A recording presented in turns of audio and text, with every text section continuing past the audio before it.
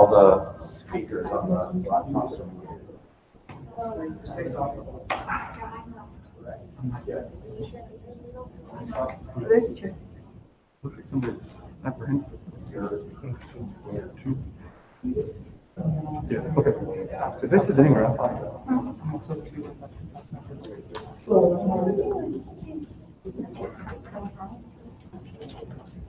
If somebody that's in the stream needs to speak, I'll let you know.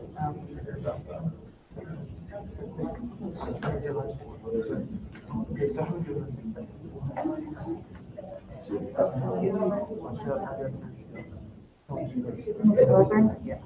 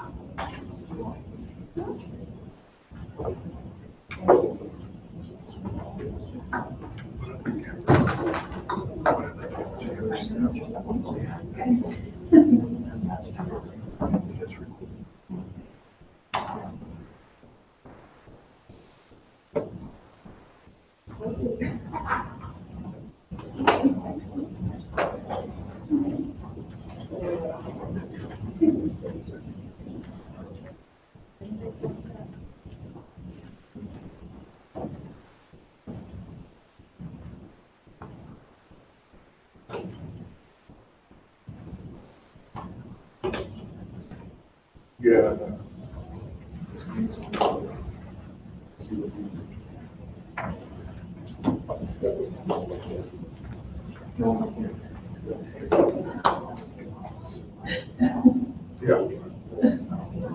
I was expecting the person on the phone.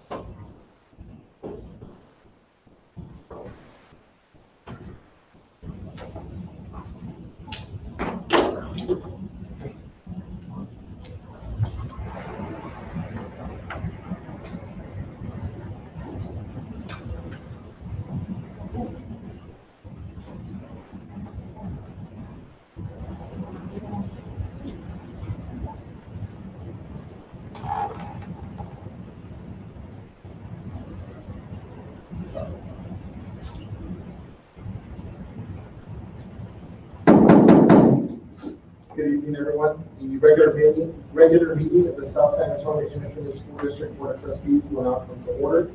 Today is June 17, 2020, and the time is 6 p.m. Michelle, we can have a roll call, please. Mrs. Asia Loretta. Present. Mr. Gilbert Rodriguez. Present. Mrs. Connie Carter. Present. Mrs. Shirley Barabania. Mr. Morris Lewis. Here. Mr. Ian Roscoe. Present. Ms. Veronica Barber. Present.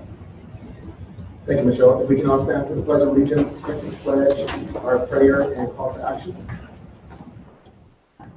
Pledge allegiance to the flag of the United States of America and to the republic for which it stands, one nation, under God, indivisible, with liberty and justice for all. Texas pledge.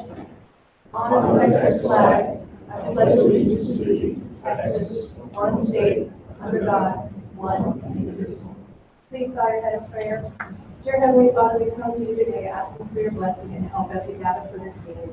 We pray for guidance in the matters at hand and ask that you show us how to conduct our work with the spirit of joy and enthusiasm. Give us the desire to find ways to excel in our decision making. We ask this in the name of the Lord Jesus Christ. Amen. Call to action. All students enjoy successful education experiences, empowering them to make decisions which will enrich their lives and future.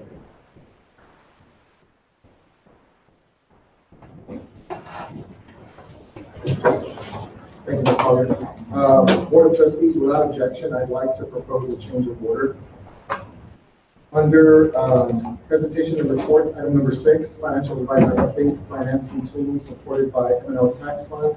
We'll move that up to immediately following consent, along with items 1 and 4 under discussion and possible action.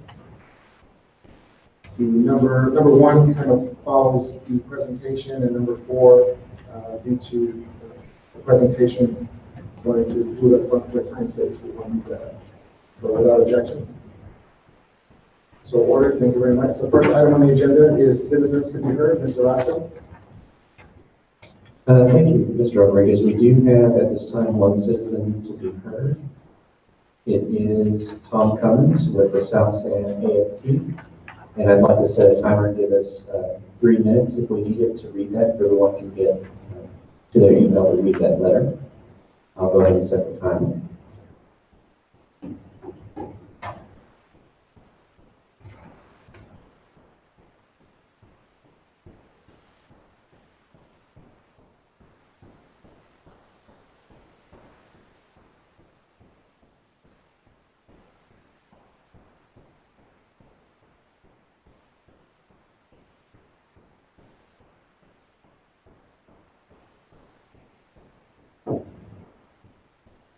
Hello? Hello? Hello? Hold on just a moment, Mr. Cummings. Can you hear me? Mr. Cummings is in the live stream. If you'd like to, Dr. Quigg, if you'd like to turn it up, he can turn your speakers up. He can. Okay, can I speak now? Go ahead, Mr. Cummings. Okay, thank you. My name is Tom Cummins and I'm representing South San AFT. At the May Consultation Committee meeting, South San AFT presented to the administration our request for a 3% pay raise for all employees. We also requested the district assume the increase for the district health insurance program as we are in the age of COVID-19. Despite the pandemic, this increase is possible and should be approved.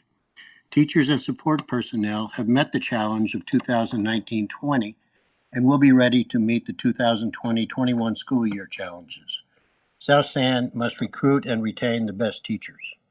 Is money available for this pay raise? Our answer is yes.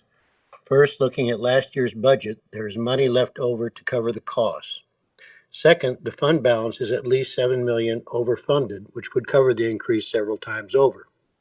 Third, there are federal and state funds coming to South San covering extra expenses the district had. Fourth, there were ample savings by closing the school buildings for 3 months. Finally, and most importantly, South San charter schools students must be recruited back. We would recruit at least $7,000 per student with minimal added expense, according to a previous estimate by the South San Business Office. 100 recruited students would equal about $700,000. For at least the last 10 years, South San AFT has proposed a charter school student retrieval program. Each superintendent, not including Ms. Sendejo, as her term was short and busy with the pandemic, has refused to recruit charter school students back. Now we know why when we have a previous superintendent and former school board members working for charter schools. Closing schools was a part of the attack on South San, ignoring the wishes of the community. Neighborhood schools are anchors for families in South San. There must be an aggressive campaign to bring back our students so they can receive the quality education South San provides and to sustain those neighborhoods and schools. While doing so, it provides the necessary money for pay increases, student programs, and district upkeep. Please act to move us forward. Finally, we ask that you rethink working with the pre-K for SA. South San has an excellent program with excellent faculty and staff. It is unlikely that voters will approve continuing the program this November. Let's continue to strengthen our community by keeping students in South San. Thank you. Okay, thank you, Mr. Cummings. That concludes the citizens to be heard. Mr. Rodriguez. Thank you, Mr. Roscoe. The next item on the agenda is the superintendent's remarks. Dr. Quick. Thank you, Chairman Rodriguez, trustees.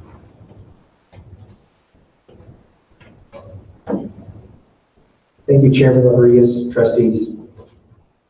It is an exciting night in South San. It's a pleasure to be here and have the opportunity to recognize some exceptional, remarkable employees who continue to put their stamp of excellence on their work here. We have a health and wellness advocate here who has worked tirelessly for the district for 20 years, serving our children. We have a custodian here tonight who, through the pandemic, has endured and smiled and served and cleaned and again put his stamp of excellence on his work in the district. And we have two students who saw a need, felt empowered, and made a difference, a monumental difference, and continue to make a monumental difference by leading the creation of the Care Center.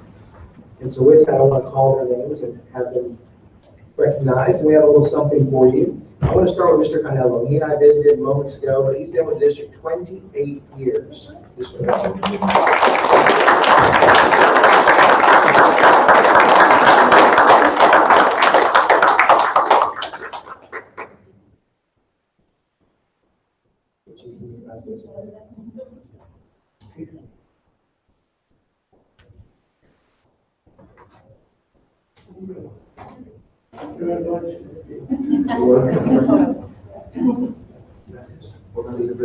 all understand.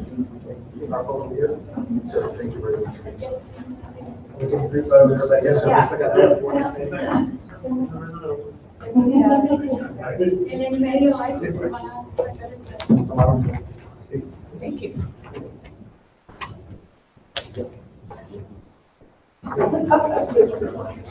There you go, 1, 2, 3, and 1. Cool, thank you.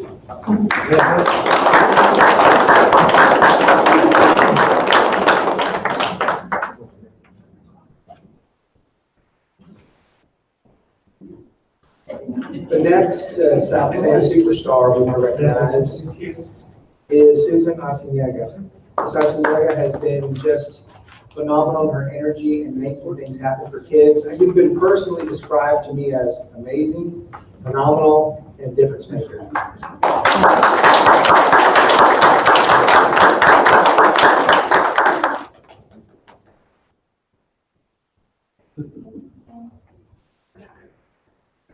Thank you,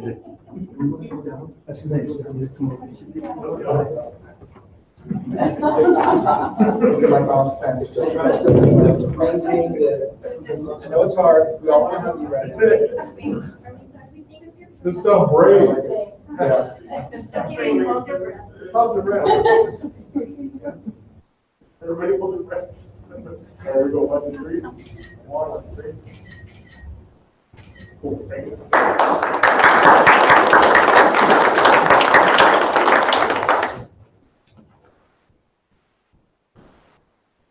Again, Chairman Rodriguez and trustees and community, two students who were instrumental in spearheading the beginning of something amazing here in our community. And I'd like to start with Nathaniel Soto.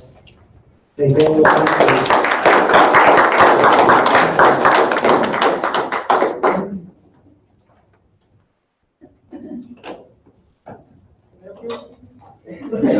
that's okay, you're ready.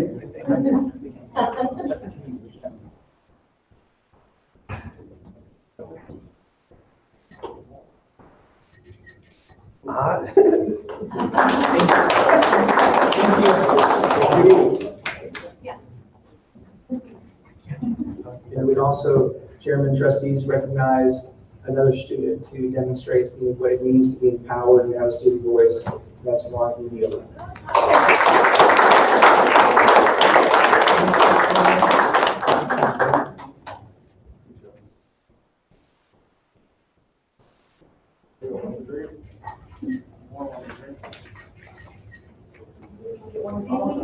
Oh, yeah. I guess, man, please.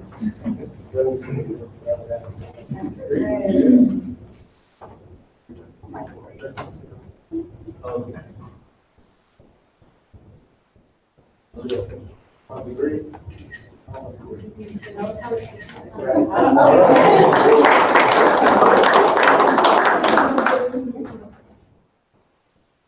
you all. And one more student who could not be with us tonight, who was part of the CARES on, that's Mr. Pettis, Augustine Pettis. He is working, he's a primary caretaker for his mother, so he wasn't able to make it tonight. So thank you, Augustine Pettis. The remainder of the report, Chairman and trustees, just briefly, we've recently had a surge here in our community with COVID-19. And the question needs to be around what is going to be our response. And we know some districts in the surrounding areas have began some preliminary planning, and that's a good thing. We've all done some preliminary planning. I'm grateful for Mr. Homoflotus who shared this with me, so it's important to look at it. That's an article that really touches on the north side and what they are going to roll out. Now, what we are doing is really laying the foundation for a real solid rollout next week. We are going to get some guidance from the commissioner, particularly on funding, and some additional guidance from the agencies on public health safety and what that's going to look like. Equally important, we are working internally right now with our technology folks to make sure we have the capacity and the infrastructure to actually put on e-learning, remote learning exclusively should parents elect to do that. This morning, we had a very rich conversation, powerful conversation with our technology director. And the question out of the block was, can we deliver a minimum 50%? If we went virtual, 50% of our students, could we pull that off? That was a conservative number. And you all have really done that. You've laid the foundation in collaboration with the district leaders and administration to really get that rolling. It's impressive. And I love the confidence of our technology department. They said, let me think about it. Yes, we can. And that's what it takes. So really excited about that. Obviously, we want to get some additional data from some surveys that we're going to put out. The survey is real simple. How likely are you to allow your kid, your child, your student, however you want to word it, scale of 1 to 5, to return this fall if the district puts in these parameters of safety? So we want to roll that out. And then also what we are planning is really a coffee chat with the superintendent. It's more a learning opportunity, so we can do a Zoom with everyone in the district, and we'll facilitate that next week and really get some input from our staff. How can we collaborate to really talk about some ideas from everyone? The more ideas we have, the more input we have, the stronger we are. And then finally, I want to just discuss the board president and I, how we are working closely on the phone and in person and over dinner. You know, when my car breaks down, you waited for me. Thank you, sir. Yes, sir, I did. We're planning a retreat right now. It's really going to be an opportunity for us to really address some of the governance things we want to continue to celebrate, and also a time for us to break bread together and just bring us closer together as we build on the momentum that's already occurred. We're really excited about that. And finally, just want to mention, the compensation plan is around the corner. And right now, we're working on budgeting. In fact, we've done a gargantuan pivot because my Texas has done that. Because we're moving to zero-based budgeting, and that's a huge undertaking. We'll talk about that in the presentation. But that relates to the compensation plan. And so we really need to work on that quickly. And I'm going to respectfully request that we consider a special board meeting late next week to possibly approve that compensation plan.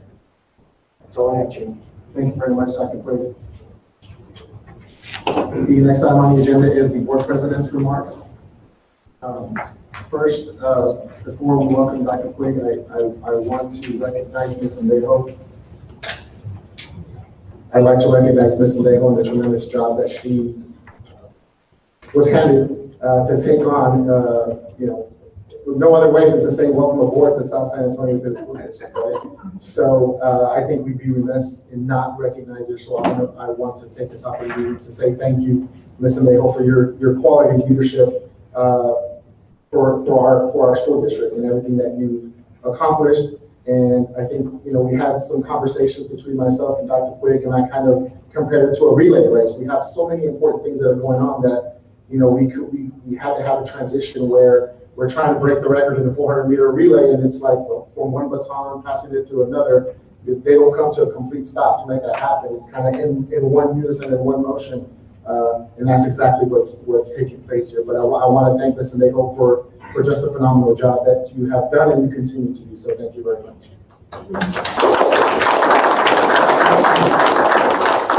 Dr. Quigg, welcome aboard. This is your first official regular, and we've met numerous times since he arrived on site, and it's been a very exciting time for me personally, since we engaged multiple times a day ever since his arrival. I can assure you that we pulled him through the gauntlet in the interview process, and he's our guy. We have confidence that he's going to realize the vision of the board and bring some innovative ideas and just continue to build on the momentum that Mr. Neville and the staff have created. And we're definitely excited to have you on board, sir. So we look forward to working with you and doing some tremendous things for our school district and our community. So welcome aboard. Yes, sir. I'd also like to just recognize again the janitor, Mr. Canelo, just phenomenal. Every employee has the same value, from the janitor all the way up to the superintendent. So I just want to thank him. Certainly the students that were instrumental in the care zone, and at the same time, I'd like to thank my colleagues for listening to those needs from our students and seizing the opportunity to take action when others wouldn't. So we listened to what the students needed. We heard their cries, and I want to thank you in supporting them in that initiative. So thank you very much. What a crazy end of the school year, right? So congratulations to not only to the seniors of 2020, but we have our kindergartens, our 5th graders, our 8th graders that have all gone through a little graduation ceremony, moving into the next level of education in their lives. So congratulations to them. As Dr. Quigg mentioned, we're in a very important time frame here with the budget process. With Dr. Quigg and the budget committee, certainly Mr. Baum and Ms. Amejo, all of us working collectively to making sure that we roll that budget out in the most efficient, most fiscally responsible way, right? So Dr. Quigg has some tremendous ideas on how we're going to get that done. So does Mr. Baum. So we look forward to getting that rolled out and adopting our budget along with our compensation plan here soon. And I want to thank the parents, right? It was a very challenging time for them, and in support of them were our counselors, the care zone, every administrator, every teacher. God bless their hearts. I just want to take a minute to thank them, because it was definitely a challenge that they seized, and they did pretty darn good. So I want to thank the counselors and the staff and all the principals and the teachers that were able to pull that off. It was a tremendous effort. There were a lot of things that had to get rolled out and implemented in order for us to continue the academic year, and we were able to get that done. So I just want to thank you and thank the parents in that regard. So thank you very much. That's, the last thing is we have a lot of, as we wrap up this academic year, Dr. Quigg, sees what we need to do for the incoming year. We have a lot of lessons learned, which is a good thing, right? There are some opportunities there that we've identified from a technology standpoint, from a teacher standpoint, from a leadership standpoint, and we welcome that feedback from the community to see what worked, what didn't work, what would you like to see. And certainly we want to roll out a plan that's going to meet the needs of our kids, one that's going to be as efficient and safely and as safe as possible. We want to do that sooner rather than later, but we'd rather do it right and not necessarily try to cross the finish line first. I think we all gotta just get it right and do it in the most safe way possible. So that pretty much wraps up my comments. So thank you for the opportunity to share those. Thank you very much. Go on, Mr. Flores, would you have to speak up? Oh, yes, sir. Thank you, Mr. President. I just wanted to say welcome to South San, Dr. Quigg. Thank you for being here with us. But I also wanted to say thank you to Ms. Sandejo for a job well done the last 8-9 months, and thank you for the weekly updates and how informative they always were. Thank you for answering questions. Sometimes a late text that I might have a question on and you responded right away. So I appreciate the, working with you. And so, and to, again, wish Dr. Quigg good luck, and we'll be working together. Thank you very much. Thank you, Mr. Flores. Any other quick comments? No? The next item on the agenda is the consent items. Items 1 through 13. Item number 1 is approve the waiver for the CPR instruction requirement due to COVID-19. Number 2, approve the state waiver for parent notice requirement for students at risk of failure. Number 3, approve agreement between Family Services Association of San Antonio, Inc. and SSAISD. Number 4, approve the dual credit memorandum of understanding between South San Antonio ISD and St. Philip's College, Alamo College's district. Item number 5, approve the dual credit memorandum of understanding between South San Antonio ISD and Palo Alto College, Alamo College's district. Item number 6, approve the dual credit memorandum of understanding between South San Antonio ISD and San Antonio College, Alamo College's district. Item number 7, approve the agreement between Dr. Shannon Reddick, MD, and the SSAISD Health Services Department. Item number 8, approve the agreement between Rise Recovery and SSAISD. Item number 9, approve the agreement between Clarity Child Guidance Center and SSAISD. Item number 10, approve the agreement between Children's Bereavement Center of South Texas and SSAISD. Item number 11, approve the agreement between Jewish Family Services of San Antonio and SSAISD. Number 12, approve the optional flexible school day for the 2020-2021 school year. And item number 13, approval of the June budget amendment. At this time, board members, are there any items that need to be pulled for individual consideration?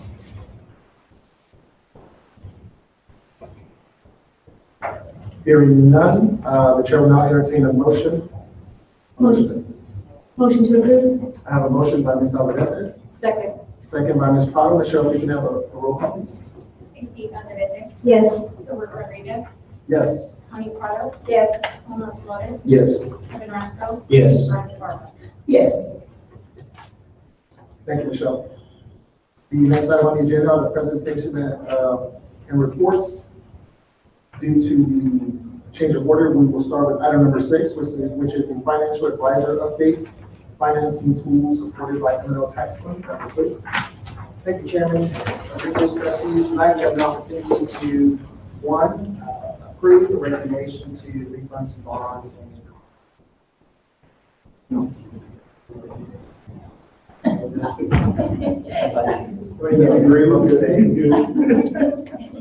have an opportunity to realize some anticipated savings that will be back forward. We also have an opportunity to listen to some alternative financing that will give us some flexibility quickly to get some monies in the coffers to do some of these projects that we really it's exciting to hear that. Mr. Augustus here, he's got a lot to say there. Thank you. Dr. Porter. Do you need the presentation or do y'all have that? We have it here. Okay. Appreciate a hard copy. Scott, I'm gonna pull up.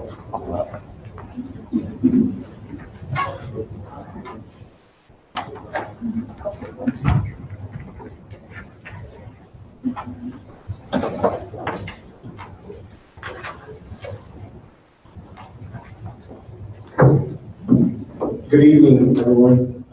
Members of the board, Dr. Quake, thank you for having us here to present tonight.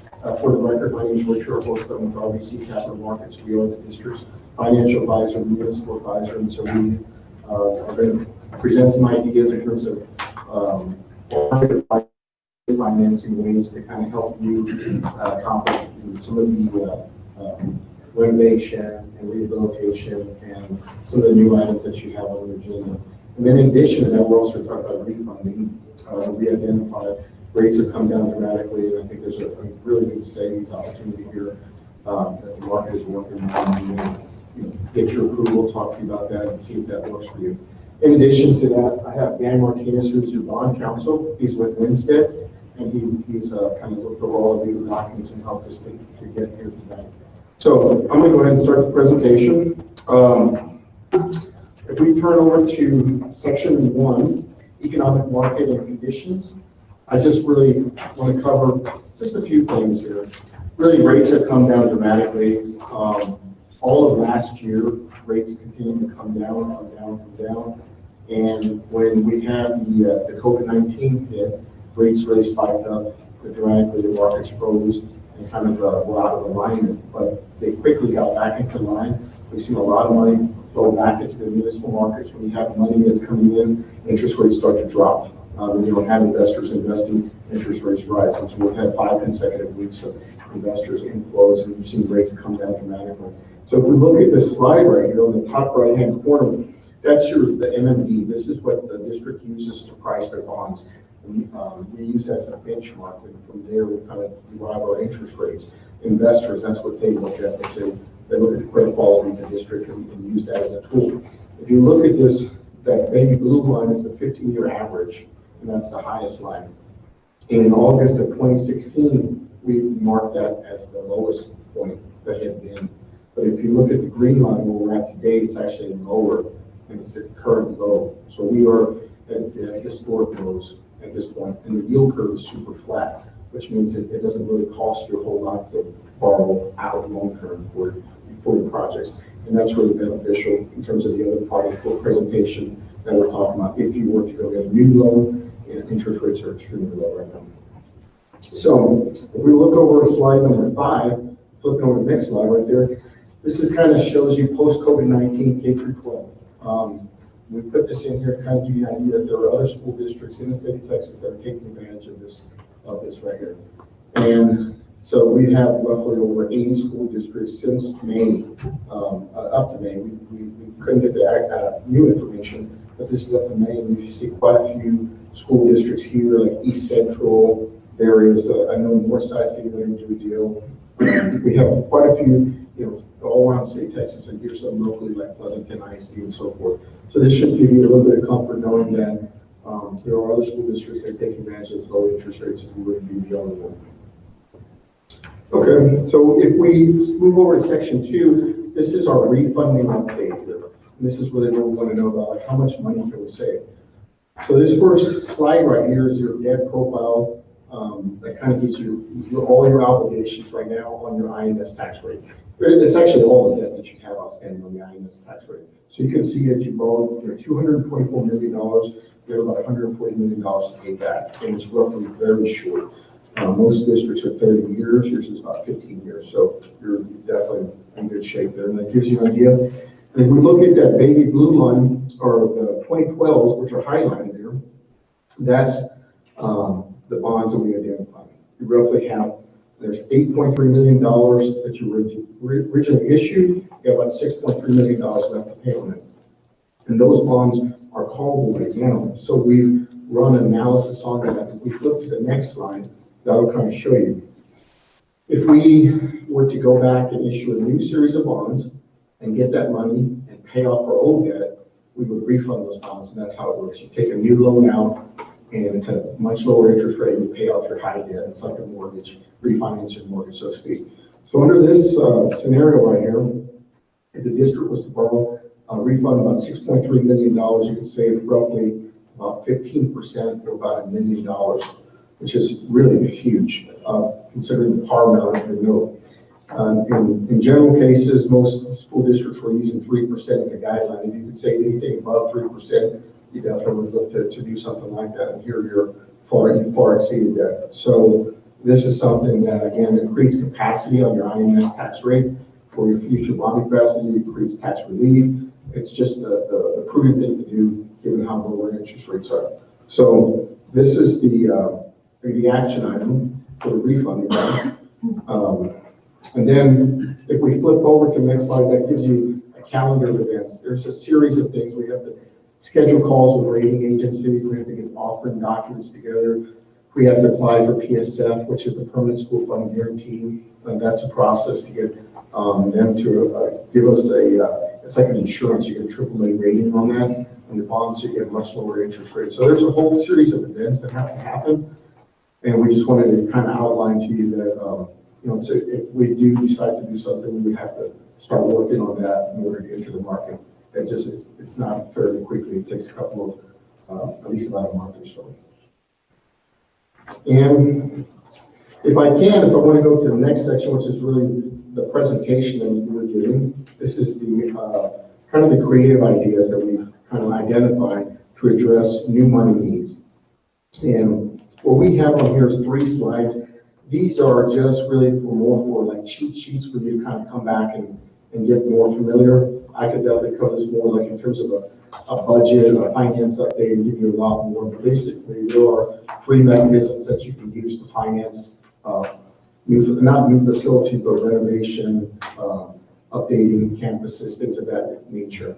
And we can basically utilize that, but that's going to be on your M&O tax rate. So you've got 2 tax rates. You've got your INS tax rate, which is only can be authorized for voted authorized debt, and you have your maintenance operation tax.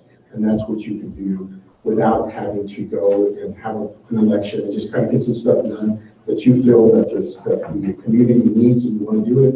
We can finance those projects.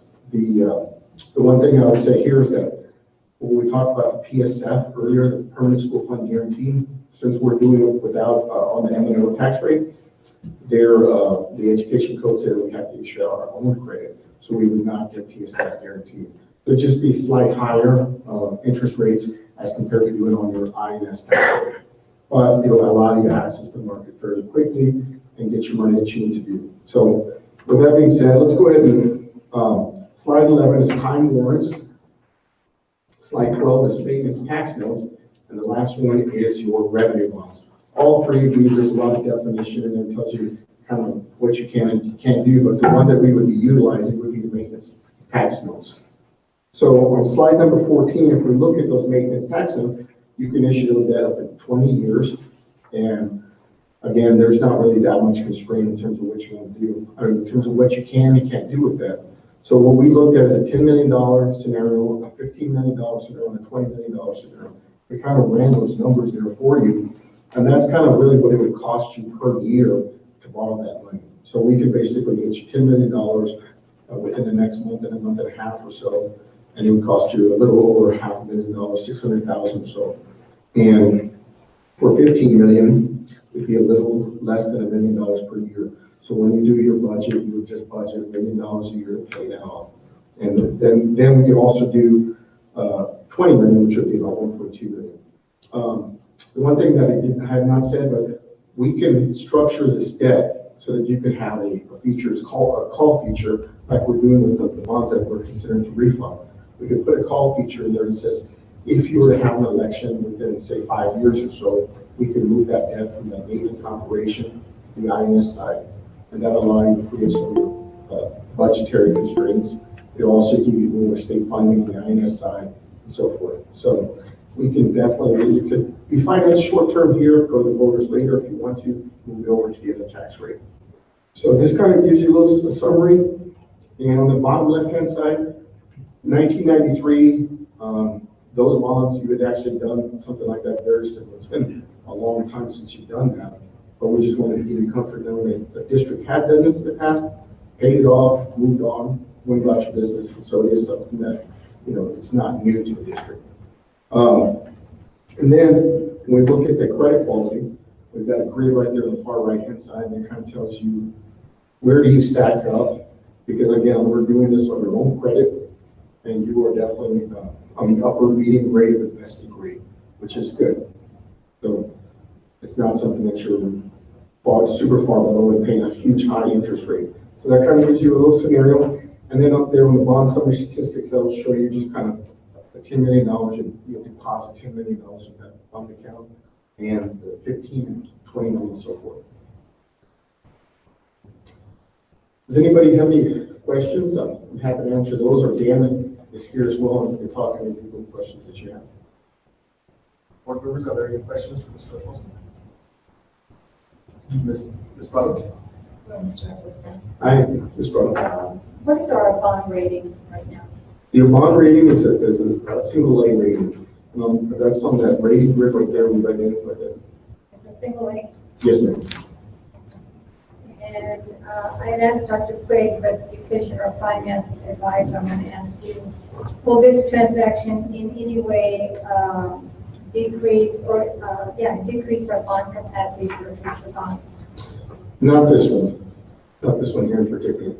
Because you're going to build on your maintenance and operation, and your INS is your, what you do your bonus to do that. And so we're looking at maybe a cost savings of $1 million, you said? Okay, so there's two different, so the refunding will increase your bond capacity. That's on the INS tax rate, that's your board authorized. We're turning around and refinancing, you'll save $1 million over the life of that bond. And that'll definitely increase your bond capacity. And then this scenario on the maintenance and operations is separate, where you decide how much money you're going to use and borrow and go. That's going to be the maintenance and operation that will not affect your bond capacity. Will the transaction have any restrictions Which one? for spending on the amount that we're going to be able to save?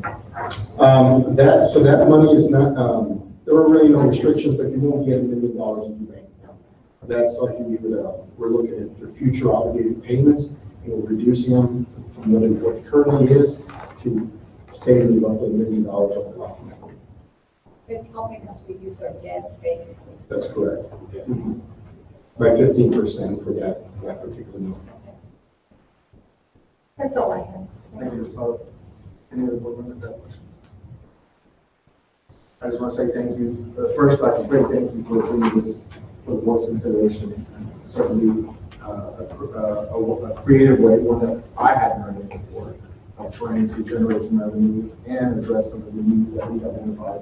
Maybe some other things. So thank you for bringing this important consideration. And just like I thank you again for being here today and sharing that presentation. Thank you, Mr. Murphy. We still appreciate it. Yes, sir. Thank you. Okay. Okay, board members, so there was a discussion and possible action specific to this that I moved up on the agenda, so we will go with that one first. So discussion and possible action to approve an order authorizing the issuance of South San Antonio Independent School District Unlimited Tax Refund Bonds Series 2020. I guess the chair will entertain the motion. Board President, I have a question. Yes, ma'am. May I ask the superintendent what his recommendation is? Yes, please. Dr. Quigg, what's your recommendation?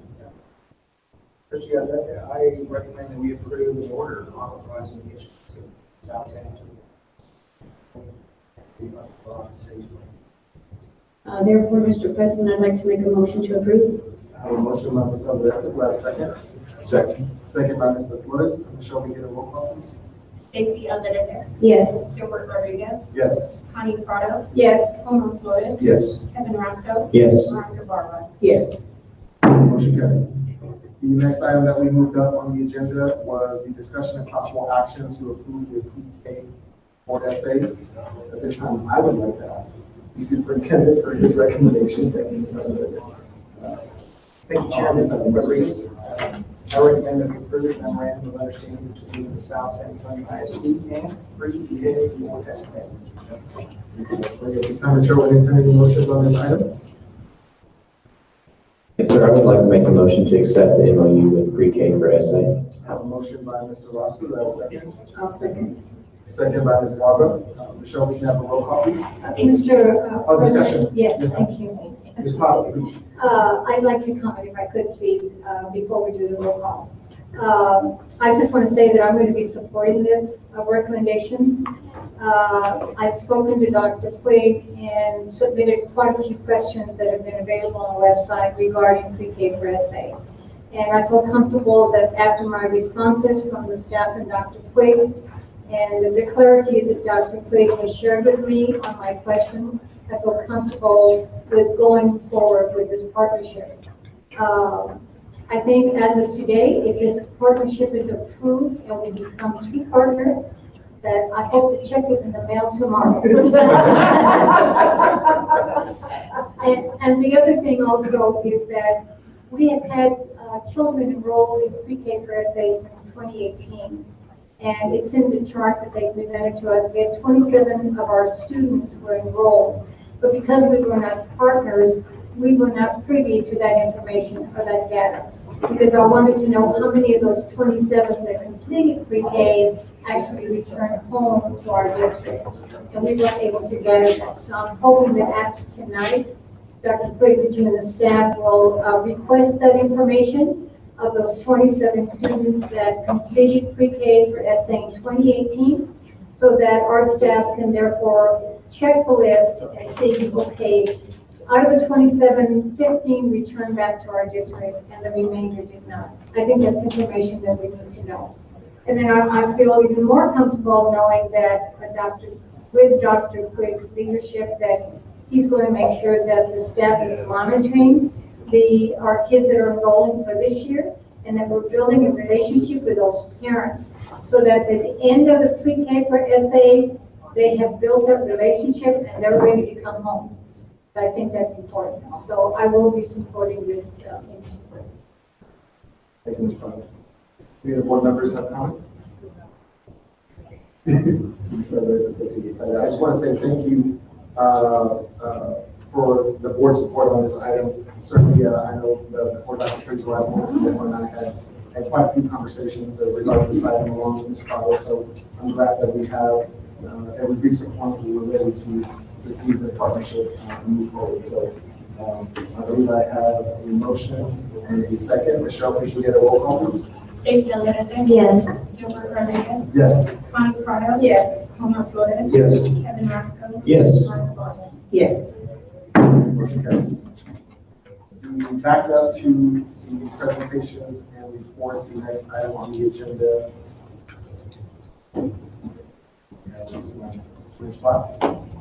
Would be the oral report on marketing campaign 2020 enrollment. We're excited to share what is going on right now with marketing. I know it's transferred to the district, and with that, I'd like to report Good evening, everyone. Thank you for having me. So I'm going to give you a quick refresher of the campaign that is pretty much an extension of what we started back in January and February. We had a really good start, and then a wrench was thrown into it with the pandemic. So I'm just going to do a quick refresher of what we've done up into that, and then I'll go into detail of what we're doing right now. So taking a look at the campaign, we are currently looking at a campaign to drive up enrollment at all campuses for the 2021 school year. Taking a look at the goals of the campaign, we want to engage the community about all the programs South San ISD has to offer its students, such as early college, dual language, middle school choice academies, pre-K and Head Start, CTE programs, the list goes on. We have a lot to offer our students and their families, and we're getting that message out right now. Again, we want to drive up enrollment at all campuses in time for the school year. We want to connect the community to information and resources to answer questions and energize the community about all the great things South San ISD has to offer that they really can't get anywhere else right now, specifically that care zone. And we still get plenty of questions on the care zone. And we do different phases within our phases of the campaign. So you'll see me, for a month or so hitting up West Campus, and for another month I was like middle school choice academies, and it was the Head Start. And right now we're going to start rolling out, I think because we're hearing things in the news, how important that care zone is for our families and our employees. So you're going to see a real ramp up of the care zone marketing in just a few weeks here. We also really want to connect with the students and families that we have not had contact with since the pandemic started. And actually it's a very small number, but there's still a few that we need to reach out to, we need to find out where they're at. So we are reaching out. Our campuses have been very, very aggressive in calling out. We also, which I'll talk about a little later, our task force is continuing to make neighborhood visits and literally going door to door knocking to check on our families. Our target, we are targeting parents, students, and families in the South San ISD community and the surrounding area. Again, pretty much anyone in the South Side, because we have a lot to offer. Taking a look at the timeline, phase 1 started in January and lasted through May. Phase 2 is June through August. A quick review of what we've done since January. You may recall we had extensive campus block blocking that many of you were a part of. Thank you so much for coming out. We did a mass mail out of enrollment flyers back in February. We had street banners over several intersections of our area, and we made sure we're very strategic when we place those so that they're bordering school districts. So we let them know, hey, come on over. And then our billboards, as you recall, I remember you telling us that you've seen some of our billboards that are up, and I will tell you that we really got a lot of bang for our buck. One of them is still up on 410. And I actually only paid for like a month because they're kind of pricey, and 4 months later, we still got it. So we really got lucked out there. I'm like, oh, really? I signed up.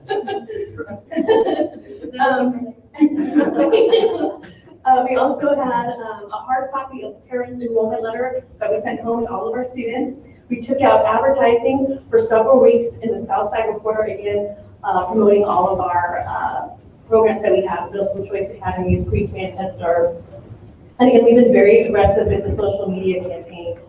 We produced enrollment videos, and then our campus staff throughout all this have made personal phone calls, reaching out to our parents. And that was all before the pandemic. And then that threw a wrench in everything, and our messaging was just letting our community and our family members know that we were here for them through all this, and that we were going to try and figure out how to work around it.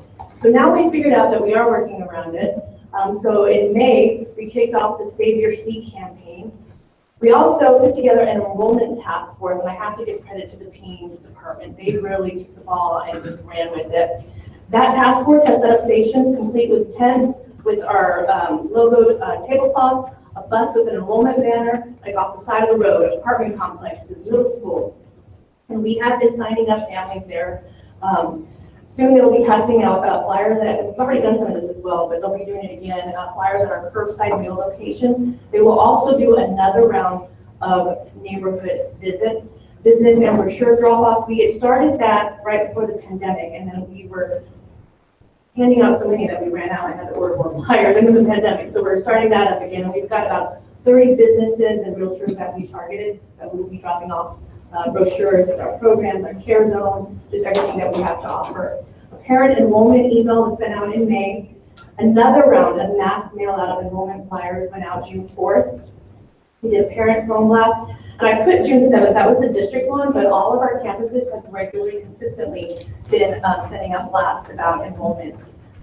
We've had campus enrollment events throughout May and June, and our principals have been so amazing and creative coming up with enrollment events. They've had bike giveaways, gift card drawings, an electric scooter raffle, a water balloon toss at the admin. I mean, they just went nuts. And what I really like about this is that they've gotten really competitive. Like, they call our PEAMS department in Syndeco, one, where are my numbers at? Where are my numbers at?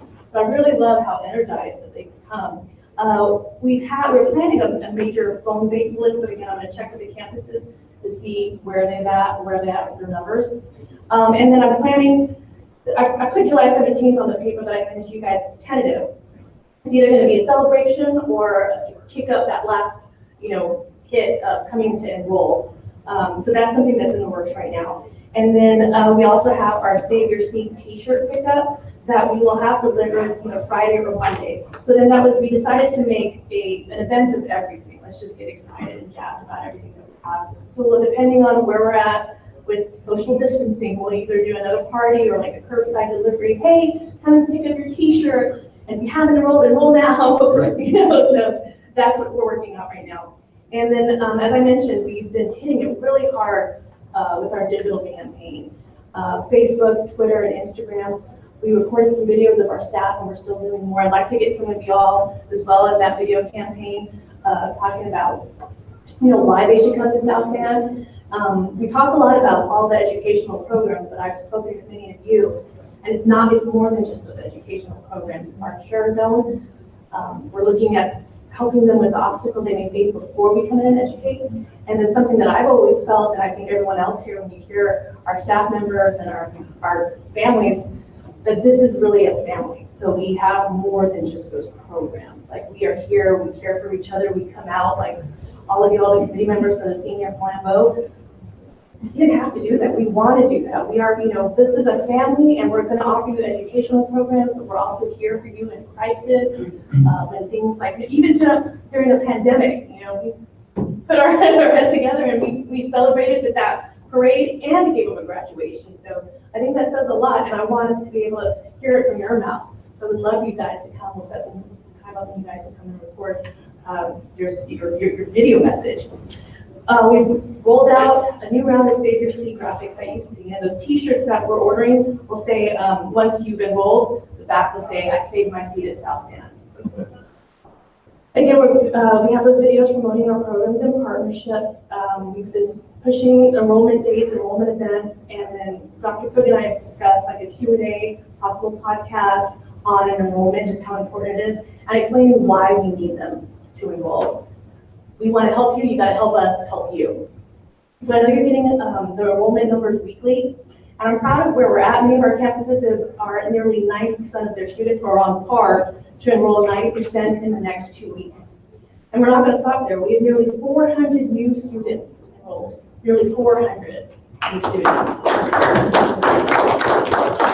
We will look at what we can do to attract even more new students to the district. Just this morning, Mrs. Sindel and I met with the Helenas who run the, I don't know what I'm saying, this Normal Oil Pony League. So we can set up enrollment stations at their games. We're actually going to reach out to community members to come and man those stations as well to help us, because you all know, the people that are from the community know what we have to offer and can sell it like no one else can. We are bringing in freelance student recruiters, that's the community members, to help with community outreach.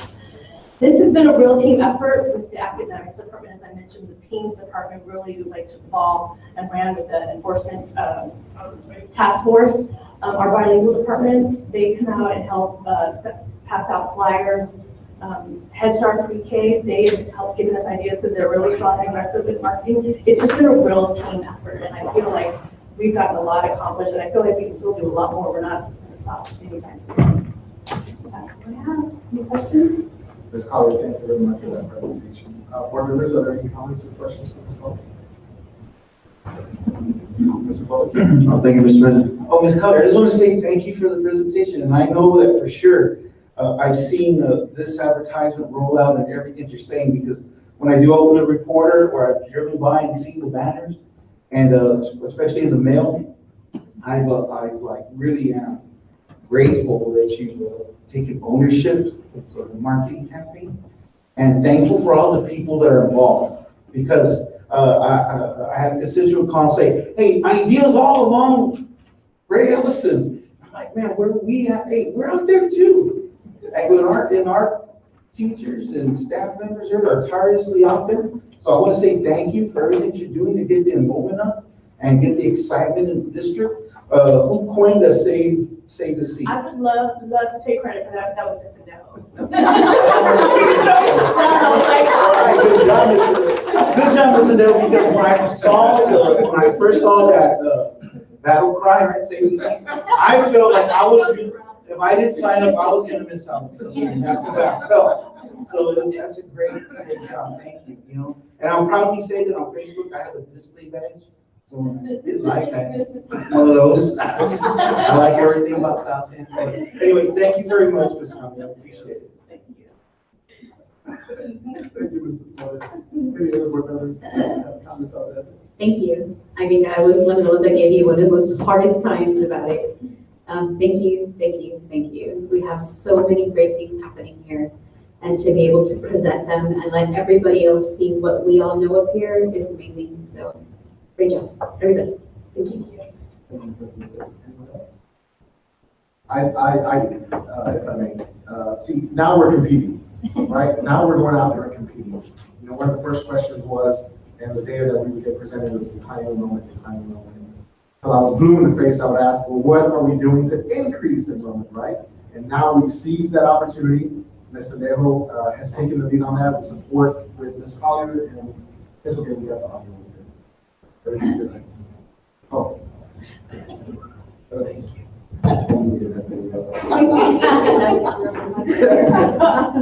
So I'm glad that we're competing. It's what we need to do. There's a lot of choice out there. Well, you know what? We can offer choice as well. And if there's anything that we can do from the superintendent and the board of trustees in supporting, continuing to support that initiative, please let Dr. Twig know, and the board would definitely, I would think, would support it.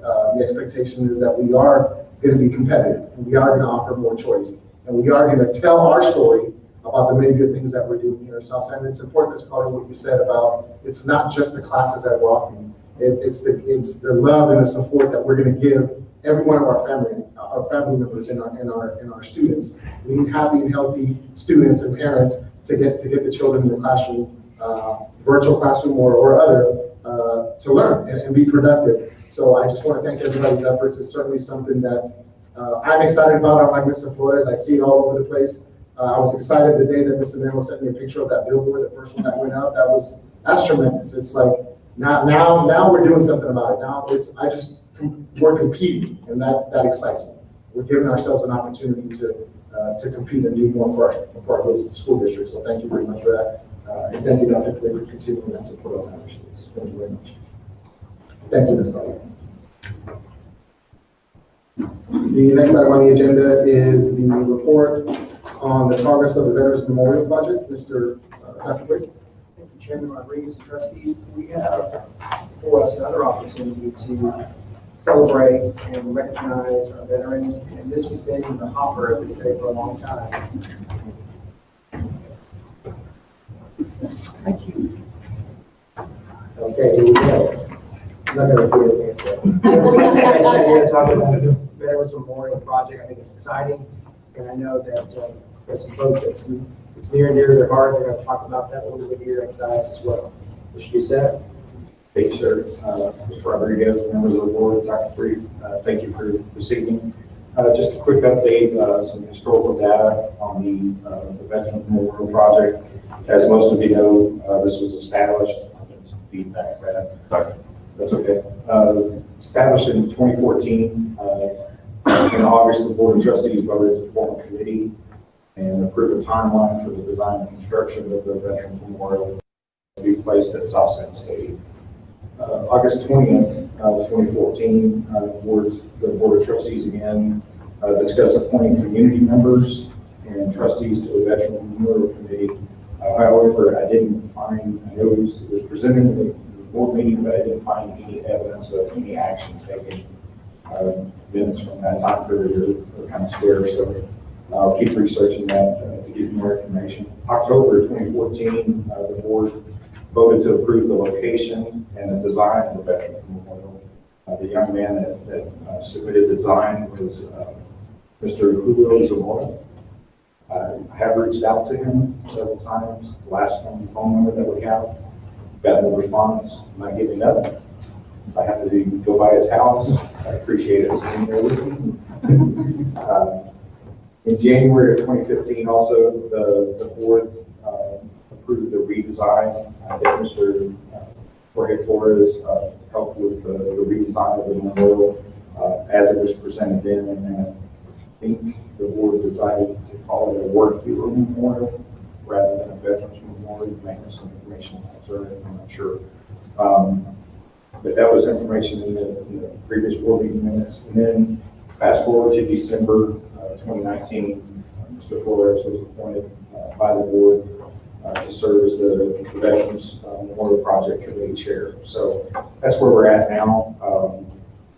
Right now, our strategic plan going forward with Mr. Flores' approval is to have Mr. Flores formally call for members to serve on the Veterans Memorial Committee. We're anticipating that to happen this summer. The other part of the timeline is convene the committee to establish a timeline for the design and the construction of the Veterans Memorial. I think we've got the design pretty well established. I don't think, not sure if anyone wants to make any changes to that at this time. And then begin soliciting donations for contributions to the design and construction of the memorial starting in the fall of this year. I know back in, I think it was 2015, there was a groundbreaking ceremony that was done. Not sure exactly when that was. But we're also proposing to have the athletics department invite all of South San veterans to a football game on actually September 11th. Kind of coincides with 9/11 services and foundation for those. And that's actually the first home game of next season. So that's where we're at on the Veterans Memorial. I'd be happy to entertain any questions at this time. I know there was, Mr. Flores, you asked about some fundraising efforts. I haven't found any evidence of fundraising efforts that were talked about. And Mr. Flores said that they did send out flyers to some of their partners to partner with this initiative. It can be done on a three-phase approach. The initial phase of construction would just be the construction of the monument and the seating area with the name placards and everything. And then phase two would be the granite walls and the color to go on top of the columns. So that's where we're at now. Do you have any questions? Thank you, Mr. Doucette. Board members, are there any questions for Mr. Doucette? Mr. Flores? Thank you, Mr. President. Mr. Doucette, I just want to know the timeline, like if it, from start to finish, how long it takes for it to get done? You're saying in phase 1, 2, 3, what's the timeline on it? Construction timeline, sir, I'd have to get with the architects and then actually find a contractor to propose that work. Initially, funds would have to be raised to get started with that, so I'm not exactly sure what timeline. I'll definitely get some information and get it presented back to you. Permission just to comment. Okay, so I just want to say, one, I appreciate what the board did back in December of 2019, and that was to continue the vision of the board's decision back in 2014 and 2015 to recognize a community that never fails our country, right? Those that have sacrificed, those that have served, those that have raised their hand and counted to say, I'm in.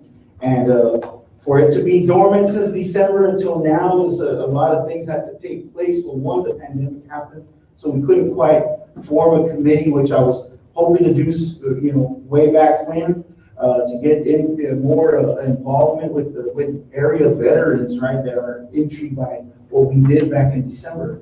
And now, we're at that point where it's going to be go time. We have a date set.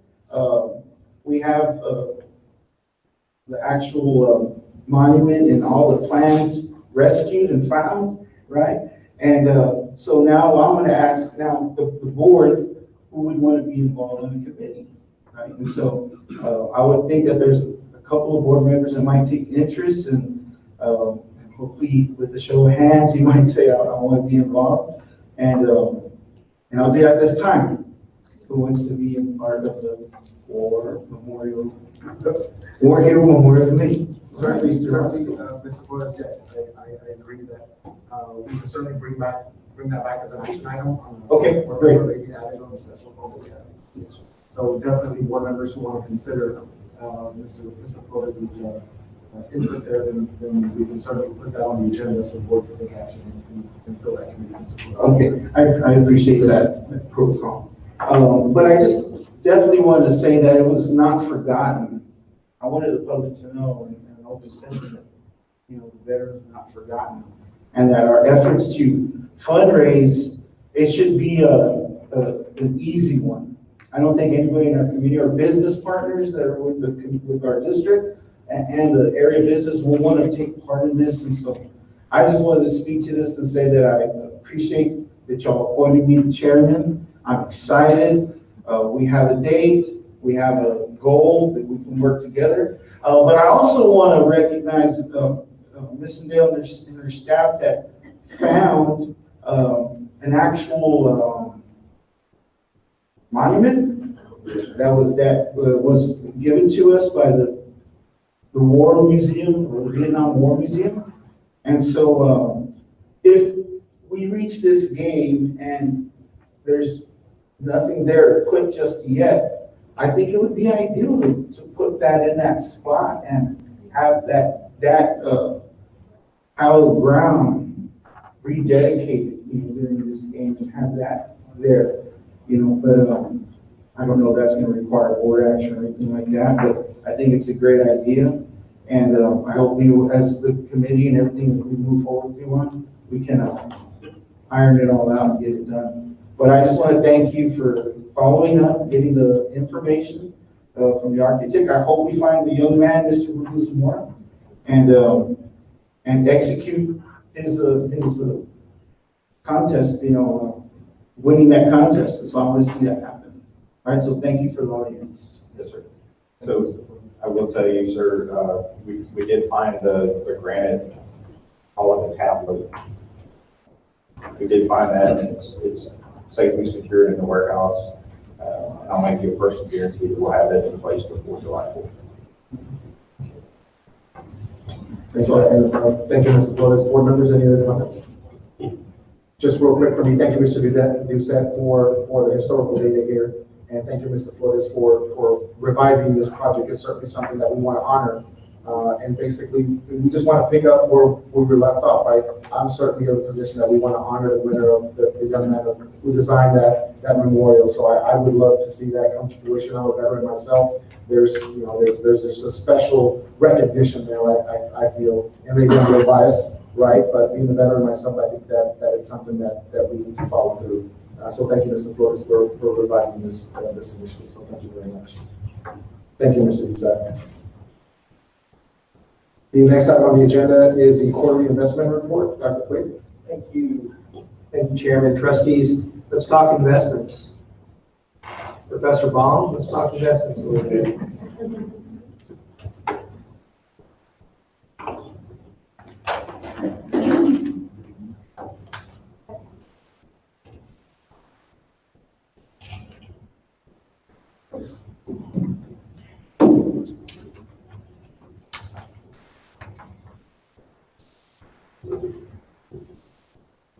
Good evening, members of the board, President Rodriguez. I want to first say I'm a veteran too, and I don't see bias in your. It's okay. I'm pleased to stand before you today and visit with you briefly about the quarterly investment report. We're certainly in compliance with all of the legal requirements. I know there were some concerns during the audit process about the diversification of our investments. In the diversification of our investments were not the problem as much as they were out of compliance with our policy. So we came to y'all and asked you to revise the investment policy and then promised that we would do a better job positioning the assets outside of or within those constraints, but to loosen those constraints. Gosh, I don't know how many things that we can blame on COVID, but as Mr. Acosta stood here earlier and talked about the favorable investment environment, from a bonding standpoint, well, we get to pay less interest on our bonds through refunding opportunities. The bad side of that is the investments that we have, the assets that we have invested, they all of a sudden have a lowering of their rates. So we're going to have to be aggressive, and not aggressive in our approach to investing, but aggressive in our approach to seeking rates of return. You'll see that we are invested in several of the pools and then also our depository.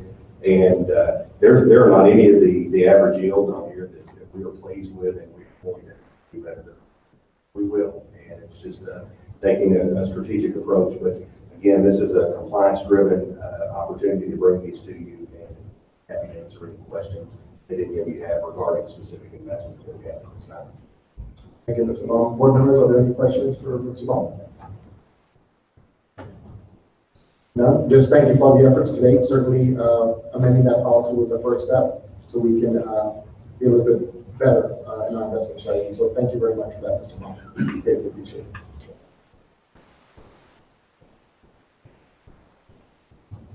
The next item on the agenda is the monthly financial statements for May 2020. Dr. Quick. Thank you, Chairman Rodriguez. Trustees, let's continue with Mr. Baum. Let's talk financial statements for May 2020. Yes, in your package, you have a copy of the monthly budget report for May of 2020. You will see that we are 69, might as well call it 70% expended in our budget. That's the figure that's in the bottom right corner. We are 75% of the way through the fiscal year, and really we have begun to wind things down from an expenditure standpoint. Obviously, our compensation plan, the monies that we pay employees, those will continue. We have spent a lot of time in our budget committee talking about this, and we've identified some surpluses, and the amendment that we asked you to approve earlier was actually putting some of those identified surpluses to work. We've had some great meetings with staff, with board members, and also the boots on the ground, if you will, the people that are out there doing the real work, and have identified some immediate needs. And there's no secrets on this board or in this community. We know that we have a lot of needs, and we will continue to address those. Really, I had mentioned before that you'll never find a banker that believes that he has enough collateral or certainly too much collateral. But we also know that the parable about the cobbler and his kid's shoes. You know, the cobbler's kids usually have the worst shoes, and we don't want to have excessive assets sitting in the bank when we have needs that are out there. And it's a delicate balance. And again, with our enrollment situation. We heard very, very encouraging news tonight regarding some efforts to drive enrollment in the district, and I'm pleased with that. And again, it's a delicate balance. We'll want to monitor that closely and try to bring the budget home just as we said. Thank you, Mr. I Bond. can answer any questions that anybody might have. Yes. Board members, any questions for Mr. Bond regarding the financial statements? No. Thank you, Mr. Bond. Phenomenal job, you and your team. So thank you very much. The next item on the agenda is the operational update for Kaizen Middle School Auxiliary Gymnasium and the fire-related damage. Dr. Quick? Thank you, President Rodriguez, trustees. All we do for an update, myself included, on what occurred at the Auxiliary Gymnasium a while back. I'd like to invite Mr. Bissett over here and invite all of us.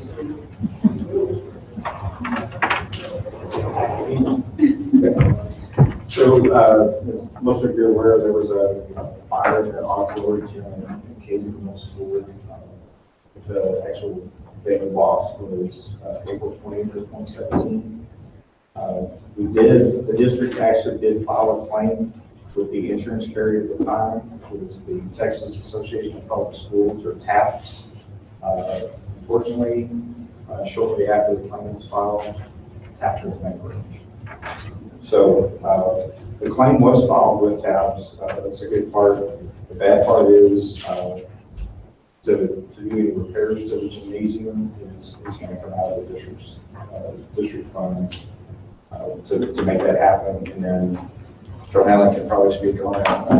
Can still file back with TAPS to try to recoup those funds, but with the bankruptcy, it's higher than litigation for quite some time. So we did get there was a quote presented to the district back in 2017 to repair the damage for $148,196. However, looking at the quote, where the damage is located, it was a heater that caught on fire inside the gym, and there was some damage actually to the lighting up top. There's some minor roof damage, I think. I don't think it was very structural in nature. However, there was some fire damage to one of the main support columns in the center of the gym. I'll get some photos and share those with the board members too. Consulted with the engineer firm that we used for the Athens HVAC project, and they recommended that we just simply have a structural engineer look at it and make sure that there's no structural damage to that column. So I actually meet with the engineer tomorrow morning at 9 a.m. So board members are welcome to come by if you want. And I'll have some more information on that. At this point, that's about the only other information that we have for the gym. I know there's been talk of reopening it to facilitate athletics at Kaizen, so that's something we definitely want to move forward on. I'm thinking the first step is we need to ensure that beam is still structurally sound. So, be happy to answer any other questions you might have. Thank you, Mr. Bissett. Board members, are there any questions regarding this item from Mr. Bissett? Mr. Flores? Okay, thank you, Mr. President. Yes, sir. So it's not quite too many questions, or maybe more almost comment. But I guess I have concern that since 2017, nothing has been done about it. I feel like, when we have a structure, an asset to the district that belongs to the taxpayers, right? Because they ought to know that we're going to do our best to take care of everything that we can that belongs to them, right? And it's in our care. And that's why I brought it up, asked to be put on the agenda, because I wanted to know why it was, since 2017 till now, it was just, I guess, ignored. But to put that aside, and I know you had, you weren't around back then, and so you're now tackling this, and I hope that we can get it fixed. Because we're hearing good news about enrollment driving up.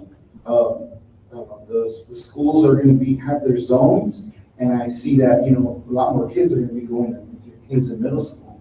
And because of the COVID and everything happening, the pandemic, the social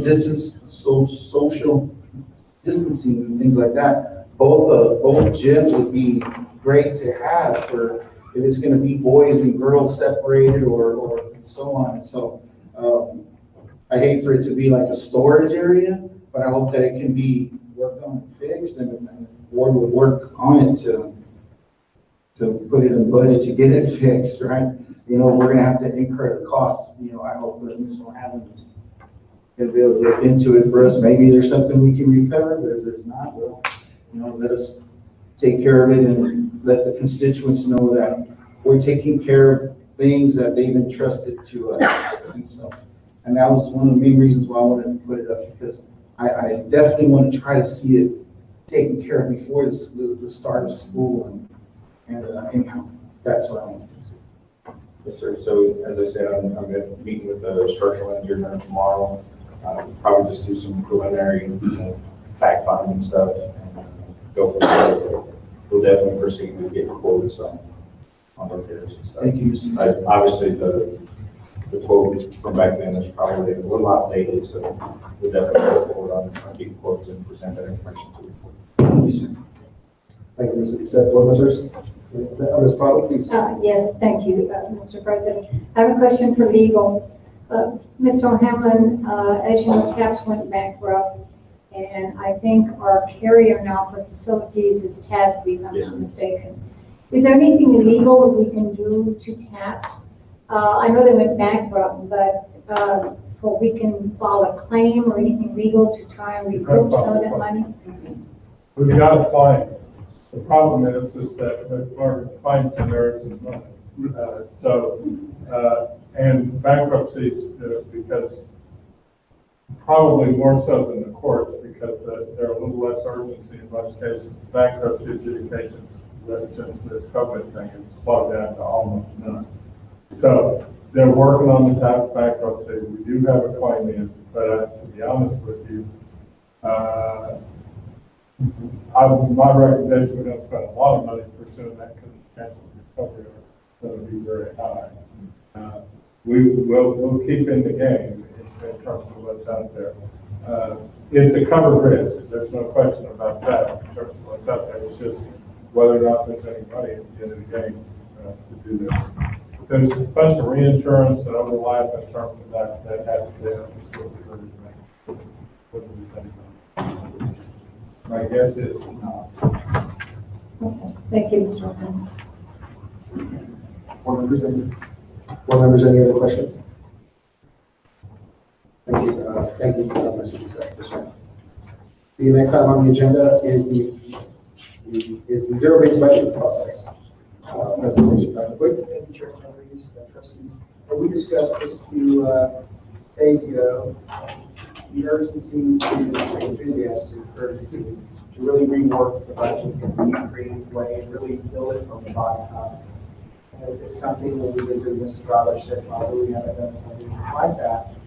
Given the financial challenges that are before us, it's important that we take a deep dive into every decision unit, every function, all the way down to zero in the budget and build it up systematically. But that way we can feel good about we've done everything we can to scrub every department, every expenditure, including personnel, which is the hardest part of what we do, and analyze that carefully and put forth a comprehensive budget that really reflects the qualifications and all the changes of the board and the future as a whole. And just need to be wrong about this. This process is lengthy. We challenge one another. I challenge him. Let's do it in an unprecedented time because the situation calls for it. And when one can, one must. So here we are. Let's talk about it.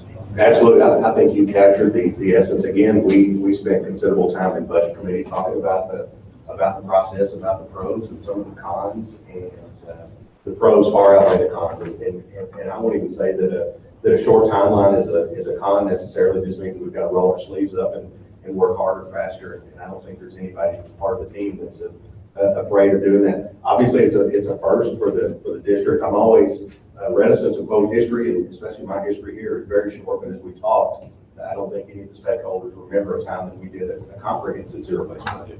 We've done it in isolation in a couple of instances, but it's a great opportunity. We know the challenges are great. You know, we wake up in a new world every day in the COVID crisis again. We know the impact that it's had. We know that as we had talked about enrollment trends, we know that we have been trending down, but this is where the rubber meets the road. This is where the worm turns, and we break it down and take a very rudimentary approach to building the budget back up. We will have to make some modifications to our budget calendar, if you can imagine. We'll have to pivot a little bit on that, but in the end, I feel like we're going to end up with a great budget that's in place for our staff. We have got an incredibly competent, well-intentioned, hardworking staff, and I don't want this to be seen as a situation where we're placing limitations on people. I want this to be seen as removing those limitations and maybe get away from some of our, I'll just say, bad behavior from a spending standpoint. You know, we have talked about systemic abandonment, and we know that it's easy to add programs and add processes and add staff, but we really need to take an approach where we look at the efficacy of what's going on and say, is this really what we want to be doing with our money? And we're going to find some great things that are going to make us feel good, but we're also going to find some opportunities to get better. And I think everybody agrees that if you're not getting better, you're getting worse. So we will work hard on that and keep the board up to date. Again, all of our budget workshops that we'll do in the future, we'll revise our budget calendar, but then we shake around this process, frame around this process. And I think every one of you will be pleased with the result that's found in the end. Thank you, Mr. Baum. Board members, are there any questions regarding the zero-based budget for Mr. Baum? I'll just say that I'm excited. So budget committee members and then all the board, get ready for some availability, because there'll be some, as Mr. Baum and Dr. Quigley mentioned, there's going to be a timeline, aggressive timeline here, an enthusiastic effort here to get this done. So we will be reaching out to gauge your availability on the budget committee member side, and then subsequently the entire board for the budget workshops. So I'm looking forward to it. I'm excited about what this is gonna reveal, and then seize those opportunities to get better efficiently from a fiscal perspective and do a lot more things than we thought that we were capable of doing. So thank you for that, Mr. Baum. The next item on the agenda. The next item on the agenda is the presentation and report on methods of procurement for construction services. Dr. Quinn. Thank you, Chairman. Trustees, you say the best presentation for us. We invited a panel to give an overview of the procurement opportunities in terms of addressing construction. Typically, we've done the job order contracts, but Mr. Hamlin's going to go into depth some other options that we have to pursue the next phases of projects that are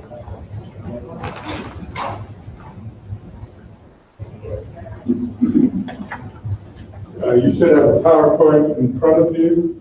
My understanding is the hook comes out after 10 minutes. So I'm going to kind of whip through this in terms of what's out there, but I'll be happy to answer any questions. All right, let's go to the next page. I don't have a clipper, so next.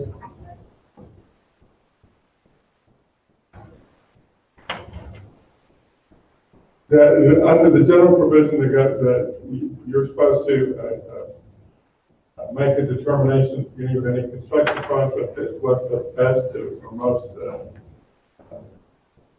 method of construction that is going to give you the best value in the procurement of construction processes. Does have a lot to do with the various considerations beyond just the nature of the project. We'll go through some of the strengths and weaknesses with respect to that. The first part of that is that you have to make a determination, the governmental entity needs to make a determination what the best method of procurement is under your policy that's currently delegated to the superintendent. So, but it's something that we should discuss. Next slide. A number of methods of for acquisition of construction requirements They all have various strengths and weaknesses. The first one's competitive bidding, what I call old school. Competitive bidding is that you have a detailed set of plans and specifications drawn up by the architect. You have made a determination of what the scope of the project is, and you go get a bid from a contractor for that. This process, probably all things being equal, is probably the most competitive. All things are not always equal, because if you haven't had time, if you squeeze the architect, if they're not quite done with their plans, or you don't know what you want, then that leads to change orders. Change orders take some of the advantages away from the competitive bidding model. So if you're going to do this, the most precious commodity, and that is time to make sure you got the project that you want, and that you aren't going to change it. The next variation of that is competitive sealed proposals. Competitive sealed proposals are like a bid, except it's a bid plus a negotiation. What you do, that's often used in a circumstance where you don't really know what you know what you want to do. You don't know how much exactly stuff's going to cost. So you put in a competitive sealed proposal. It's got alternates in it, and you sit down with the contractor and work on the alternates. That allows for some more negotiations than a straight bid. So that's often useful in the circumstances in which you're testing the waters. You think you got $1.5 million or $2 million for a project. You don't know exactly how far you can go, so you get proposals, and the contractor comes in, and it creates a bid plus alternates, and you kind of negotiate what's in or out with respect to that. Useful when you're still trying to make up your mind. Construction manager agent is and it can be done with in-house or not in-house staff. Construction manager agent is directly dealing with, you don't have a general contractor. You have an agent, and under those circumstances, you deal directly with the subcontractors. So it's not all that dissimilar from job order contracts. Subcontractors, if they are over the bidding threshold, still have to be bid. That's not a way around competitive bidding, but it is a circumstance where if you're kind of exploring, if you're working your way through a project, that might work if you're going to go. First you go get the flooring, then you go get the tile ceilings and that kind of stuff. So if the project is kind of developing as you go, you might want to consider that. Construction manager at risk is a version of construction manager agent, but it is with the general contractor as the construction manager. Construction manager essentially in a CMAR, what they call CMAR, essentially bids their overhead. You make a selection, first on the qualifications, usually the two-step processes, then you get a bid for their overhead, their fixed costs in terms of that. Then they run a series of bids on the project. At the end of that bids, they come back and give you what's called a guaranteed maximum price, and that is what you go with for the construction. That's useful on larger projects in terms of that. Y'all went CMAR with respect to the high school, and I think that was relatively successful in the process. CEA came down and tried to audit it. When we did all the audit, they didn't find any problems with it. But that's a little cumbersome in terms of that. So if you're going to do modest repairs and things of that nature, it's a little probably cumbersome for that unless you run it to do a district-wide project. Design build is where you hire a company to do the design and the construction. You negotiate a price, give them the price. The architectural firm, the design builder hires the architect. That doesn't get you out of having an architect. That statute requires you to have your own consulting engineer or architect to overlook the plans. Job order contracting is largely for repair and renovations. It is the job order contractor puts out bid, usually catalog bid unit pricing that you select and put to work. We've done a lot of job order contracting. The advantage of that, which is why we have done that, has been that is fast. That you don't have to go through the bidding, because it's all pre-bid. It's all unit pricing pre-bid, so if you're in a hurry, and we have been on some of these school openings, that's why we've chosen that. So that's that, but you don't get a custom bid, and you may pay a little extra because that contractor is building in a little risk on that job order contract. And then the reverse auction, you're never going to use, so I wouldn't even think about that. So the other ones, what we might use at any time with respect to that you have to match the construction methodology with the circumstances in which you find yourself. If we're going to do the more traditional bidding or steel proposals, we need the architect to have time to have it fully developed set of plans and specifications, because once you get off into a contract and start doing change orders, then you're kind of at the mercy of that. So part of that is the time in terms of what's out there.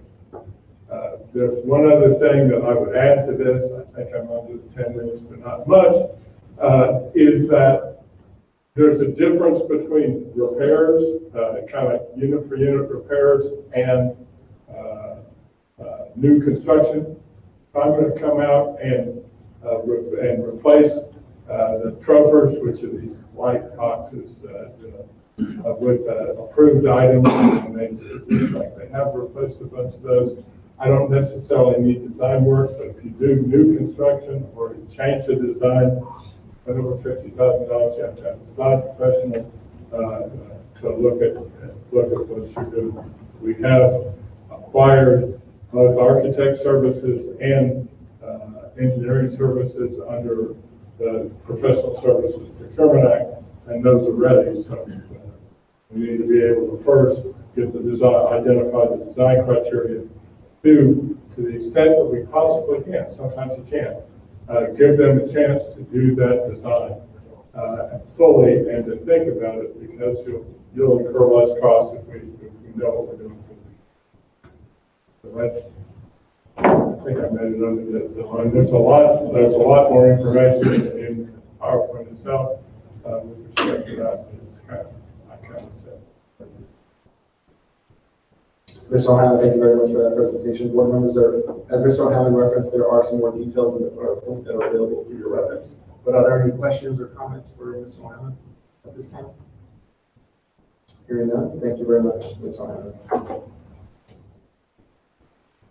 The next item on the agenda is close the executive session. The board will return into open session and take appropriate action, if any, on items discussed in closed session. No action will be taken in closed session. Further, board members are reminded that all items discussed in closed session must remain confidential so as to avoid liability to the district. The board will consider and discuss the following items pursuant to Texas Open Meetings Act, Texas Government Code 551.071, 551.072, 551.074, 551.076, 551.082, and 551.0821. Item number 1, discussion concerning personnel matters pursuant to Texas Government Code Section 551.074. Item number 2, Texas Government Code 551.071, legal advice from school attorney. Item number 3, Texas Government Code 551.074, personnel matters. Item number 4, hold a hearing on the grievance of Roberto Becerra. Deliberate on the grievance. Item number 5, hold a hearing on the termination of James Schuman.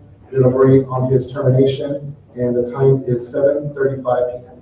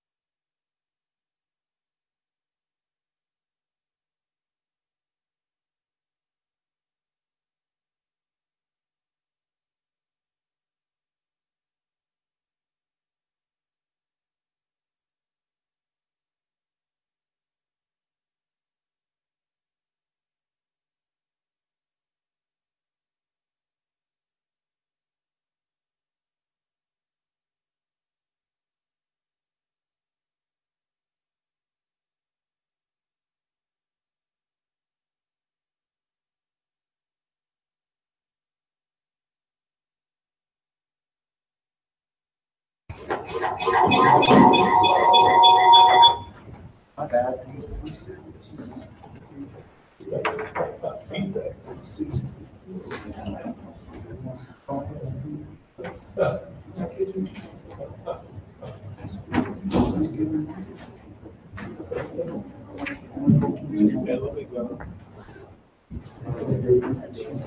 There you go.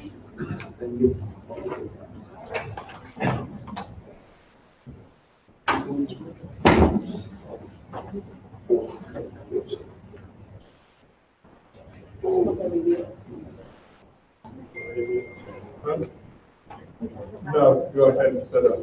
Yeah, they're gonna get.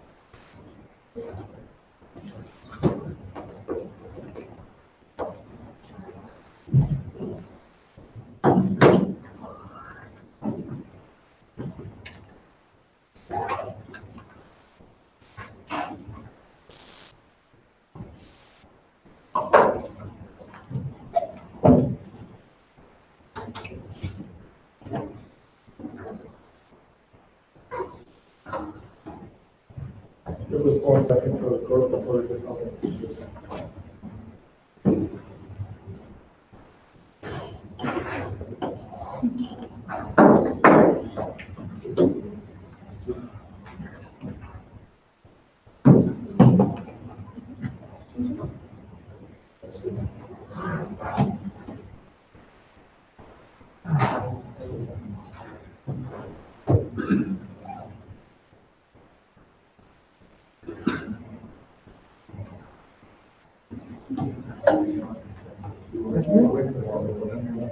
Yeah, you got one.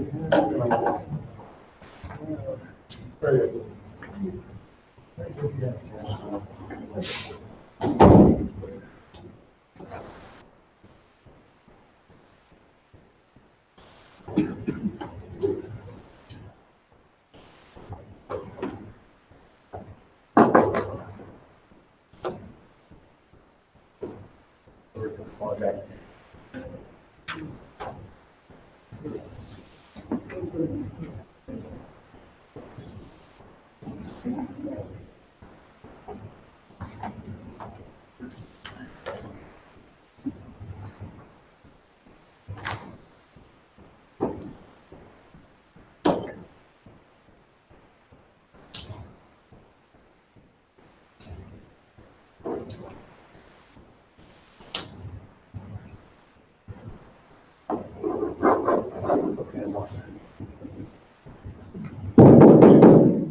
Board of Trustees will now convene back into open session. The time is 12:03 a.m.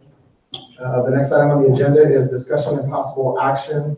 Item number 2, since we already took care of item number 1, discussion and possible action to approve, to amend the South San Antonio Independent School District 2020-2021 academic school calendar. At this time, I'd like to ask, let me ask for a recommendation from the superintendent on this item. Thank you, Chairman Rodriguez, trustees. At this time, I'd like to recommend that we amend the current calendar as proposed. Thank you, Dr. Puig. At this time, the chair will entertain a motion on this item. I'll make a motion to approve the amended calendar. I have a motion by Mr. Rasco. Do I have a second? Second. I have a second by Ms. Alvarado. Michelle, can we get a roll call? Vicky Alvarado, Yes. Gilbert Rodriguez, Yes. Connie Prado, Yes. Omar Flores, Yes. Kevin Rasco, Yes. Ryan Barber. Yes. Motion carries. The next item on the agenda is discussion and possible action to approve the recommended staff for employment. And Dr. Puig, would you please give the board of trustees your recommendation on this item? Chairman Rodriguez, trustees. This time, I'd like to recommend the employees as discussed in closed session. Thank you, Dr. Puig. So at this time, I would like to make a motion. I move to authorize the superintendent to post and hire for the position of Deputy Superintendent of Innovation and Deputy Superintendent of Business and Operations. Do I have a second? Second. Second by Ms. Alderete. Michelle, we can have a roll call, please. Stacy Alderete, Yes. Gilbert Rodriguez, Yes. Connie Prado, Yes. Homer Flores, Yes. Kevin Roscoe, Yes. Veronica Barba. Yes. Motion carries. Dr. Briggs, would you like to? Yes, a couple of things, Chairman. I want to mention that this also included Valerie Machaka. Thank you, Chairman Rodriguez, trustees. This recommendation also included Valerie Machaka as the CTE district coordinator. And also want to emphasize the transition that is taking place, that is the promotion of Dolores Espejo from Chief Academic Officer to Deputy Superintendent of Innovation, and we'll begin that conversation tomorrow in negotiations. And a well-deserved promotion and just amazing work that she's done and continues to do for our children. She continues to put her stamp of excellence and spirit into our district community, and she's being commended and rewarded for that. So thank you, Ms. Espejo. And also, I would like to invite recognition of Mr. Jeff Long, who will also have an opportunity tomorrow to. Later today. 12:07. You're right, it is today. Have that conversation with the position that you just authorized us to post and hire. And it's very hard in this business to find a true financial strategist. A true financial strategist, one who gets it. Knows how to put a budget together as a true quantification of those objectives. And that's what we have with Mr. Jeff Long. We'd like to start that tomorrow, get it posted, and give a hiring process with Mr. Long. Thank you, Dr. Blake. Certainly agree with your remarks there on the well deserved. Next item on the agenda is discussion and possible action to approve the selection of district insurance consultant. Dr. Blake, do you have a recommendation on this item? Yes, sir, we do. We have a recommendation. I want to thank the committee for their hard work in the process. In looking at all of the qualitative data as your superintendent and weighing all of that along with the committee's recommendation, we're prepared tonight to recommend SWBC for the insurance consultant role with South San ISD. Thank you, Dr. Blake. At this time, the chair will entertain a motion on this item. Make a motion to approve. I have a motion by Ms. Alderete to approve the insurance consultant of SWBC per Dr. Blake's recommendation. Do I have a second? Second. Second by Mr. Flores. Michelle, we can have a roll call, please. Stacy Alderete, Yes. Gilbert Rodriguez, Yes. Connie Prado, Yes. Homer Flores, Yes. Kevin Roscoe, Yes. Veronica Barba. Yes. Motion carries. The next item on the agenda is the hold a hearing on the agreements of Roberto Becerra, deliberate and take possible action on the agreements. At this time, the chair will entertain a motion on this item. Mr. President, I'd like to make a motion. Yes, ma'am. I'd like to make a motion that we deny the grievance. I have a motion by Ms. Alderete. Do we have a second? Second. Second by Mr. Flores. Michelle, we can have a roll call, please. Stacy Alderete, Yes. Gilbert Rodriguez, Yes. Connie Prado, Yes. Homer Flores, Yes. Kevin Roscoe, Yes. Veronica Barba. Yes. Motion carries. Next item on the agenda is the hold a hearing on the termination of James Schuman, deliberate and take possible action regarding the termination. At this time, I'd like to make a motion that we terminate the employment of James Schuman effective June 18, 2020. Do I have a second? Second. I have a second by Ms. Barba. Michelle, will you have a roll call, please? Stacy Alderete, Yes. Gilbert Rodriguez, Yes. Connie Prado, Yes. Homer Flores, Yes. Kevin Roscoe, Yes. Veronica Barba. Yes. Motion carries. Next item on the agenda is discussion and possible action to approve the request to rescind a teacher's resignation. This time, Dr. Clear, would you like to proceed? Yes, sir. Chairman Rodriguez and trustees, we are recommending that the board rescind the employee's resignation as described in the agenda item 7. Thank you, Dr. Quigg. At this time, the chair will entertain a motion on this item. I'll make a motion to accept the rescission of that resignation. I have a motion by Mr. Rasco. Do I have a second? Second. Second by Ms. Alderete. Michelle, we can have a roll call, please? Stacy Alderete, Yes. Gilbert Rodriguez, Yes. Connie Prado, Yes. Homer Flores, Yes. Kevin Roscoe, Yes. Veronica Barba. Yes. Motion Motion carries. At this time, the chair will entertain a motion to adjourn. Motion to adjourn. I have a motion by Ms. Alvarez. Do I have a second? Second by Ms. Barber. All those in favor? Aye. Aye. Motion carries. We are adjourned at 12:09 p.m. Thank you, everyone, for your participation and your patience this evening.